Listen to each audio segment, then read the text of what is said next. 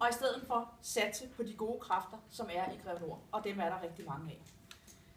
Det er blevet en helt forunderlig oplevelse, og bekymringsrynkerne, ja, de er altså blevet glattet lidt ud.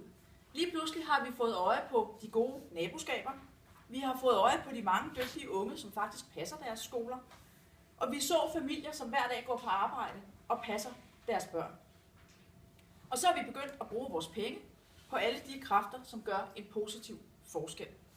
I dag der er der rigtig mange mennesker, som trives og blomstrer her i Greve Nord, og vi ser en bydel, som langsomt er på vej til at klare sig selv. Det skal ikke være nogen hemmelighed, at rent personligt, der håber jeg på, at Landsbyggefonden vil give os penge til den sidste helhedsplan. Sådan så vi har ressourcer fra fonden i 5 år mere. Jeg mener, at vi allerede har vist, at Greve Nord er værd at investere i.